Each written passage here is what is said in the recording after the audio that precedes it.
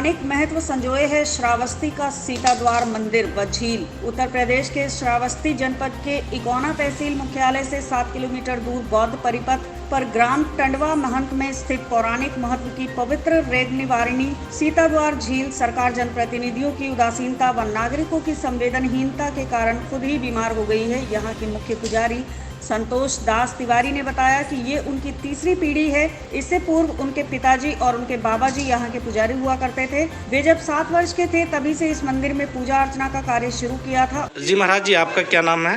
पंडित संतोष दास तिवारी जी। सीता द्वार मंदिर। जी जी। आप ये मंदिर किस स्थान पे स्थित है? ये कौन सी जगह है? ये जिला श्रावस्ती में सीता द्वार मंदिर पड़ता है। जी। टंडवा महंत सीता द्वार। कौन सी जगह है ये? सीता द्वार है, टंडवा महंत सीता द्वार। और भी इसको किसी नाम से जानते हैं? नहीं, बस इसी के नाम से। अच्छा अच्छा। इस मंदिर की स्थापना कब से हुई और ये कितना प्राचीन मंदिर है और इस मंदिर का मकसद क्या है? अभी द्वापर में जो है हुआ था और यहाँ पे जो है माता सीता को यहाँ पे लक्ष्मण जी ने छोड़ के यहाँ पे लोग उसका जन्म हुआ है। और जब सीता जी को छोड़ना है लक्ष्मण जी, तो सीता जी को प्यास लगा तो लक्ष्मण जी ने अपना वो वेदी बाण मारा, तो ये सीता को सरोवर सात को उसका उत्पन्न हुआ।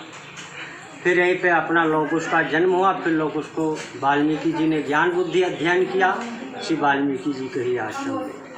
फिर भगवान ने जब एक के लिए घोड़ा छोड़ा तो लौकुश ने इस दरमियान घोड़ा लौकुश किसी ने घोड़ा को बट वृक्ष। फिर यहाँ प्राचीन काल की मूर्ति है जो पहले की थी, लौकुश हनुमान जी का शिला है, लास्ट में फिर माता सीता का चरण है। जी। प्राचीन काल की मूर्ति दिखा दीजिए। ठीक ठीक है भाई, हम उसका। तो आप यहाँ कब से पुजारी हैं आप? मैं 7 वर्ष का था तब से इसी मंदिर में रहता हूँ, पूजा पाठ। ये हमारे गुरुदेव हैं जो नीचे सेवा सत्कार में लगा रहता हूँ। 7 वर्ष के थे तभी से। कितनी पीढ़ियाँ यहाँ जो है पूजा कर चुकी हैं? अब काफ़ी वर्षों से जो है 3 पीढ़ी। फिर इसके पीछे महर्षि वाल्मीकि जी का आश्रम है, वो भी देखा जाए। और आप लोग उस स्थान पे पहुँचे, ये सीता द्वार में आप लोग पहुँचे हुए हैं, ये सीता द्वार मंदिर। जी। सभी भक्तों से जय सीताराम। हम लोग 10 वर्ष के हैं तब से पूजा पाठ की है। 25 वर्ष गुरुद्वारा में हैं, 30 वर्ष यहाँ हो। और यहाँ जो है कार्तिक पूर्णिमासी में यहाँ नवंबर में मेला भी लगता है, जो लाखों दर्शनार्थी यहाँ लोग आते हैं दर्शन भी करने के लिए। ये माता जी के दरबार में सीता द्वार। महाराज जी, आपका क्या नाम है और ये कौन सा स्थान है और यहाँ जो है किसकी स्थापना हुई और किसकी पूजा की जाती है? हमारा नाम तिलक रामदास है जी। यहाँ सीता जी की मंदिर है, वाल्मीकि जी की मंदिर है, लवकुश की मंदिर है, हनुमान जी हैं यहाँ, उसी की पूजा किया जाता है। अच्छा, ये कितने वर्ष पुराना मंदिर है ये? द्वापर में छोड़ी गई हैं सीता जी। हाँ, बताते रहिए। द्वापर में माता सीता छोड़ी गई हैं। आपसे पहले यहाँ कितने पुजारी हुए? यहाँ हमसे पहले 4 नंबर पर हम। अच्छा, आपसे पूर्व में 3 पुजारी यहाँ और रहे? जी हाँ। वो लोग हैं अभी या? नहीं, सब खत्म। अच्छा। मौजूदी खत्म। ठीक। तो इस मंदिर के बारे में कुछ बताना चाहेंगे आप? जी हाँ। जी बताएं। इस मंदिर के बारे में पूरा इतिहास बताइए। जी। यहाँ वाल्मीकि जी चौमासा व्यतीत करते रहे। उसके बीच में माता सीता जी आ गई। लक्ष्मण जी ने छोड़ा, दक्षिणी दिशा से घूमते उत्तरी विकट जी के जंगल में गर्भावस्था में माता सीता जी को लक्ष्मण जी ने प्रत्याग करके और अयोध्या पर चले गए। जब उनको मूर्छित हुई अब कहना पड़ा कि ये जल कहाँ पाएंगे, खुद जंगल। और लक्ष्मण जी ने भूवेदी बाण मारा है, सीतापुर सरोवर सामने है मौजूद जी, वही जगह है। 120 किलोमीटर उत्तरी दिशा विकट जी के जंगल में दक्षिणी से घूमते उत्तरी विकट जी के जंगल में आई हैं और सीता जी यहाँ लवकुश का जन्म हुआ।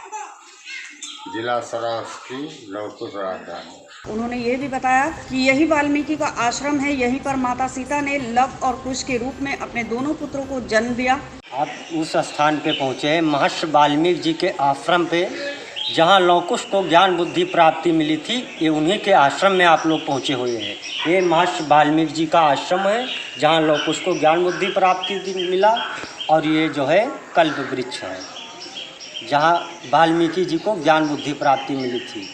ये कल्प वृक्ष है। किसी के मन में अगर कोई कल्पना हो तो लोग आते हैं अपनी मनोकामना लेकर, यहाँ पे जो है रक्षा बांधते हैं, तो उनकी मनोकामना माता जी पूर्ण करती हैं। और जैसे गौतम बुद्ध को पीपल वृक्ष के तरह ज्ञान प्राप्ति मिली थी श्रावस्ती में, उसे महर्षि वाल्मीकि जी को कल्प वृक्ष के तरह। तो ये कल्प वृक्ष है। ये जिला श्रावस्ती सीता द्वार मंदिर है। पंडित संतोष दास सभी भक्तों से जय सीताराम।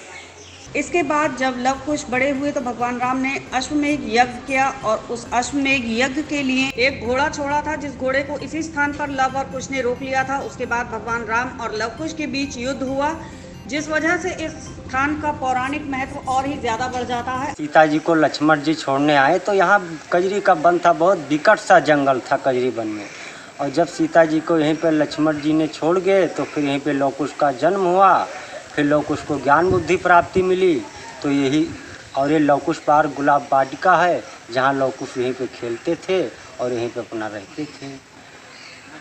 ये वही बट वृक्ष है। भगवान ने जब ये के लिए घोड़ा छोड़ा तो लवकुश ने उसी दरमियान घोड़ा बांध दी इसी बट वृक्ष में। ये उसी समय का है ये बट वृक्ष।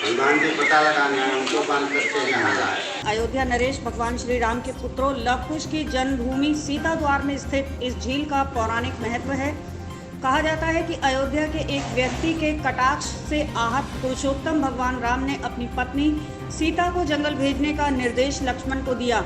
मान्यता है कि उन्होंने सीता को अयोध्या से 40 कोस उत्तर जिस निर्जन जंगल में छोड़ा वह सीता द्वार ही है।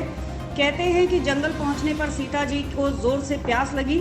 आसपास पानी न देख लक्ष्मण ने भूभेदी बाण चलाया, जिससे पृथ्वी से फूटा जल स्रोत देखते ही देखते विशाल झील में बदल गया। माता सीता ने जल पीकर इस झील को तुम सदा रोग निवारिणी रहो का आशीर्वाद दिया। तभी से लोग इस झील में स्नान कर रोग मुक्ति की कामना करते हैं। कुछ वर्ष पूर्व तक पौराणिक झील शीतकाल में प्रवासी पक्षियों का प्रवास स्थल हुआ करती थी।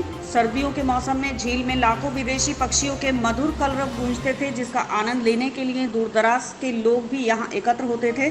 समय बदला और प्रशासनिक उपेक्षा व स्थानीय लोगों की संवेदनहीनता के कारण झील का स्वरूप बिगड़ने लगा। देखरेख के अभाव में झील की तलहटी में गाद जमा हो गई और ऊपरी सतह पर जलकुंभी उगाई।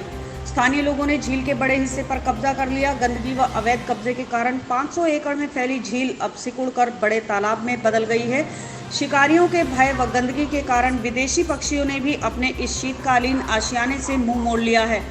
रोग मुक्ति के लिए झील में स्नान करने वाले लोग व कार्तिक पूर्णिमा पर जुटने वाली भीड़ भी कम हो गई है। हकीकत में न बदली घोषणाएं।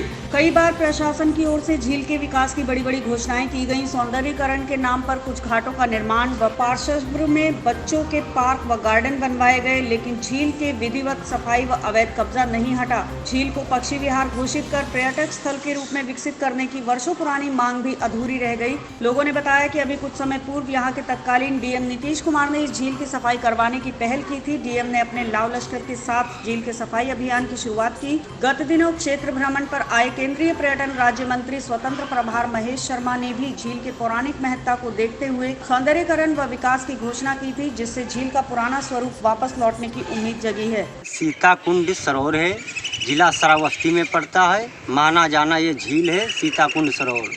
जब सीता जी को प्यास लगी तो लक्ष्मण जी ने बहुवेदी बाण मारा तो ये सीता कुंड सरोवर उत्पन्न हुआ। ये 7 कोस का झील है जो कभी पानी सूखता ही नहीं है, और लोग अपने हृदय में अगर कोई कल काया हो तो यहाँ पर आकर स्नान करते हैं तो उनकी मनोकामना पूर्ण होता है।